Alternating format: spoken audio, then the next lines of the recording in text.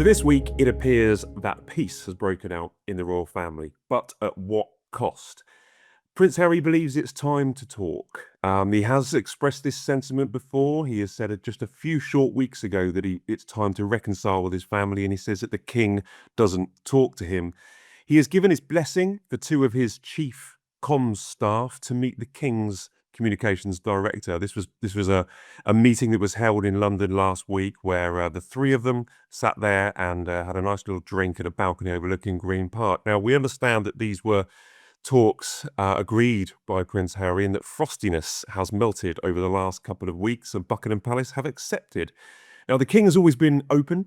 The king has always been open to reconciliation, but it depends on how he behaves. He has been stung by Harry's criticism in the past. I mean, father and son should always be talking in any family. But the intriguing thing here is, where was William? There was no invite to Team William. There was no contact with his staff asking if they wanted to share this lunch in London last week. There can be no clearing of the air without the spare and the heir. That is the issue here. It's all fun and games for the king to allow his team or to have communications directors speaking together in London and trying to agree to deconflict the situation, but William needs a seat on the table. Harry does not want a return to work. He does not want to come back here and return to his old job, but he wants to play happy families. The question here is, do we have short memories? This is a guy who has trashed his family over recent years. He has allowed race allegations to hang over certain members of his family. He has caused chaos in the late Queen's final years and King Charles's first few years while he's been battling cancer. So this chat on the balcony that I was talking about, my understanding is that it was the first baby steps. It was, let's deconflict, let's look at our calendars, get everything together and make sure that we don't cause each other any problems. Harry is due to be back here in September.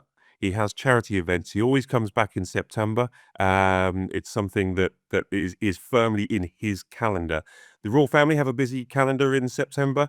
We have the Trump state visit. We have William and Catherine will be going back to major engagements after their summer break. So they will be sitting there and looking at their calendars thinking, is there a chance, is there a possibility for more meetings like this or meetings with Harry and his family? Over the years, William has actually been the bigger guy and he shouldn't be left out of this. If you remember Commonwealth Day in 2020, it was Harry and Meghan's last ever engagement and the Sussexes were not listed in the royal procession. So William pulled him and Catherine out and walked in outside the royal procession as a gesture of kindness. At Prince Philip's funeral, Harry would have been hugely embarrassed because he wasn't allowed to wear his military uniform. Prince William was due to wear a military uniform, but to spare his brother's blushes, to spare his embarrassment at his grandfather's funeral, he also volunteered to wear a mourning suit and not his military uniform. And then, of course, we must remember after the late Queen Elizabeth II died, it was William who offered for Harry and Meghan to join him and Catherine in a show of unity, in a show of national unity, to look at the flowers in Windsor. I was there a few weeks ago when the King gave a speech at the VE Day ceremony in London where he quoted Winston Churchill that meeting jaw to jaw is better than war. And that is a very good sentiment.